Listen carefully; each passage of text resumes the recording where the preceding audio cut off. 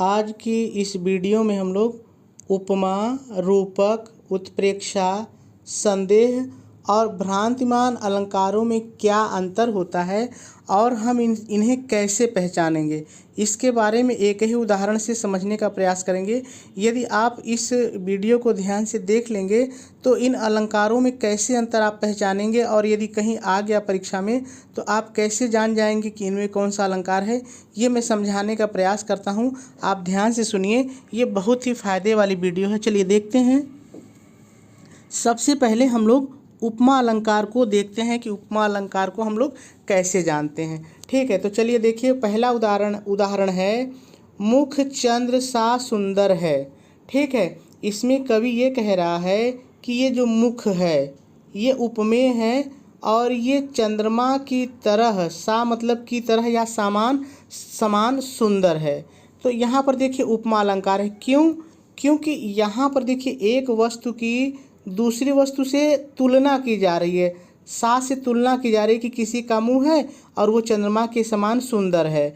ये मुख जो है वो चंद्रमा नहीं है, सिर्फ तुलना की जा रही है कि ये मुख चंद्रमा की तरह सुंदर है। और देखिए जो उपमा अलंकार होता है उसमें मैंने जब पूरी वीडियो इस पर बनाई है, वहाँ पे सा जैसे ये शब्द आते हैं जो तुलना करते हैं। तो यहाँ देखिए सा शब्द तुलना के लिए आया है। ठीक है, अब दूसरा देखिए रूपक अलंकार को कैसे पहचानेंगे। देखिए यही उदाहरण यहाँ पर भी है, लेकिन देखिए यहाँ पर थोड़ा सा ये शब्द नहीं है। देखिए मुख चंद्र है, इसका मतलब ये हुआ कि किसी का मुख है, ये उपमेय है और वो चंद्रमा की तरह है। देखिए यहाँ पर ध्यान दीजिएगा, ये नहीं कहा जा रहा है कि ये मुख चंद्रमा के समान है, कहा जा रहा है कि ये मुख चंद्रमा ही है। यानी कि यहाँ जो उपमेय है इसको उपमान मान लिया गया है। कवि ने मान लिया कि ये मुख चंद्रमा है, चंद्रमा के समान नहीं है। जबकि देखिए यहाँ कह रहा है कि ये मुख चंद्रमा के समान है, लेकिन यहाँ कह रहा है कि यह मुख चंद्रमा के समान नहीं है, ये मुख चंद्रमा ही है, चंद्रमा के जैसे ही है। यानी इस मुख को चंद्रमा का रूप दे दिया गया है, इसलिए यहाँ रूपक अलंकार है। ठीक है, तो कहने का मतलब है कि उपमा में कोई तुलना वाला शब्द आता है, लेकिन रूपक में उपमा वाला कोई शब्द नहीं आता है।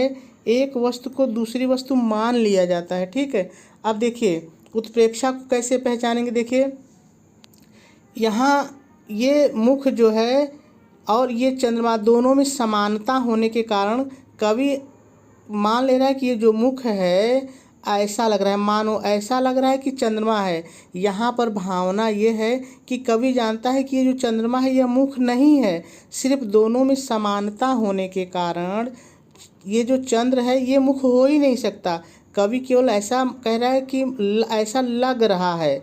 देखिए यहाँ मान लिया है, देखिए अंतर समझिएगा, यही बहुत गहरी पॉइंट है कि उपमा में ये मान लिया है कि मुख चंद्रमा की तरह सुंदर है, ये मान लिया है कवि ने। लेकिन उत्प्रेक्षा में कवि ये कह रहा है कि ऐसा लग रहा है कि मुंह जो है चंद्रमा के समान है, ऐसा लग रहा है लेकिन है नहीं, और यहाँ मान ले रहा है कि नहीं ऐसा है।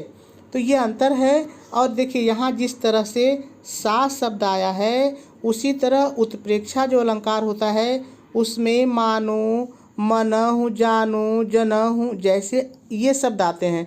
तो कभी कभी उपमा और उत्प्रेक्षा में कन्फ्यूज़न होता है, तो आप ध्यान दीजिएगा कि उपमा में कवि मान लेता है कि तुलना करते हुए ये मान लेता है कि पहली वस्तु दूसरी वस्तु की तरह है, लेकिन उत्प्रेक्षा में केवल वो संभावना कहता है कि मानो ऐसा लग रहा है। ये कह रहा है केवल ऐसा लग रहा है, और यहाँ कह रहा है कि नहीं है, ये है, सुंदर है ही है।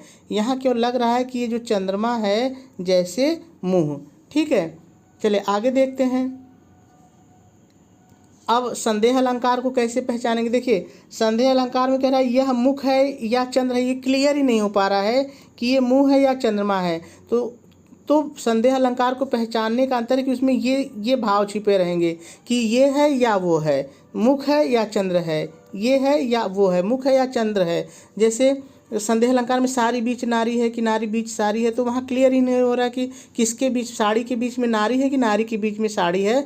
तो वहाँ भी ये भावना कि ये इसके बीच ये है कि इसके बीच वो है। तो इस तरह से आप भावना के अनुसार भी समझ सकते हैं कि ये मुंह है कि चंद्रमा है, चंद्रमा है कि मुख, ऐसा क्लियर ही नहीं हो पा रहा है, कन्फर्म ही नहीं हो पा रहा है, इसलिए ये संदेहालंकार है। अब भ्रांतिमान अलंकार को कैसे पहचानेंगे जरा देखिए। पहले इसके अर्थ को समझ लीजिए। जो पांचवा उदाहरण, इसका अर्थ समझिए। कुछ पथिक हैं, कुछ लोग घूमने वाले हैं, राही हैं, और वो जंगल में घूम रहे हैं, ठीक है। और जंगल में घूम रहे हैं, उन्होंने फूल देखा, पलाश। देखिए पलाश एक वृक्ष होता है, जो ये जंगली पहाड़ी पौधा है, और जब इसमें फूल लगते हैं तो पूरा वृक्ष एकदम लाल हो जाता है। ध्यान रहे, पलाश को आप गुलमोहर या गोल्ड मोहर नहीं समझेंगे। पलाश अलग पौधा होता है, एकदम इसका फूल लाल होता है। तो जंगल में पलाश के फूल खूब ढेर सारे खिले हुए हैं, और उन फूलों को वो जो पथिक है ना, वो दावाग समझते हैं, यानी दावा नल आग समझ लेते हैं, और आग समझ करके भाग जाते हैं। तो भ्रांतिमान में अब समझिए कि इसका क्या मतलब होता है।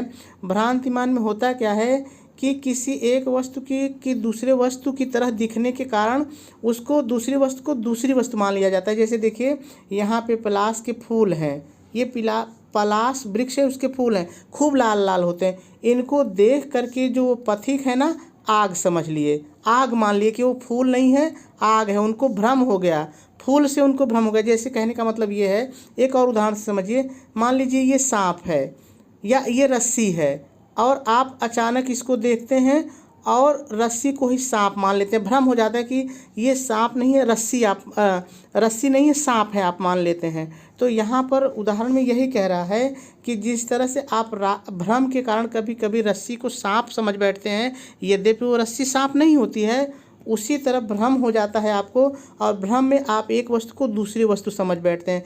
जैसे यहाँ पर पलाश के लाल फूलों को देख करके वो जो पथिक हैं वो दावाग्नि मतलब जंगल की आग समझ लेते हैं और भाग जाते हैं वहाँ से। तो यहाँ पर भ्रम के कारण, फूलों के लाल रंग के भ्रम के कारण जो पथिक हैं वो उसको जंगल की आग समझ बैठते हैं। तो जहाँ पर ऐसी स्थिति होती है वहाँ पर भ्रांतिमान अलंकार होता है। तो मेरे ख्याल से बात आपको समझ में आ गई होगी। एक दो बार आप इसको सुन लीजिए और दो चार उदाहरण हल कर लीजिए, निश्चित रूप से आप इनमें अंतर करना समझ जाएंगे। ठीक है, आज इतना ही। फिर अगले दिन हम लोग किसी एक नए वीडियो के साथ मिलते हैं। आप मेरे साथ यूँ ही बने रहिए।